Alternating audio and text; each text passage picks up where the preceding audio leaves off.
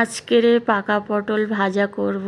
আমি চামচ দিয়ে আগে কুড়ে নিয়েছি ভালো করে। এবার কড়ার মধ্যে তেল দিয়ে পেঁয়াজগুলো একটু করে নিয়ে আমি ওতেই পাকা পটল ঢেলে দিয়েছি, কাঁচা লঙ্কা দিয়েছি, লবণের গুঁড়ো দিয়েছি, হলুদের গুঁড়ো দিয়ে দিচ্ছি। দিয়ে সব কিছু দেওয়া হয়ে গেলে একটু ভালো করে নাড়াচাড়া করতে হবে, নাহলে তলায় ধরে যেতে পারে, পোড়া লাগলে ভালো লাগবে না। একটু নাড়তে হবে ভালো করে, ঘন ঘন করে। পটল ভাজা খেতে সেই ভালো লাগে, খুব ভালো লাগে পটল ভাজা খেতে। শাঁস বের করে ভাজতে হয় এরকম করে।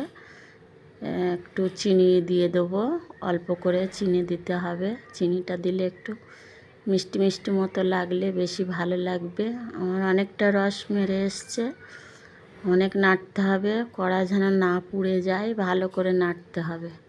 নেড়ে নেড়ে কষে কষে একদম পুরো হয়ে গেছে আমার পাকা পটলটা। ভিডিওটি ভালো লাগলে লাইক, কমেন্ট, শেয়ার আর সাবস্ক্রাইব করতে ভুলবেন না।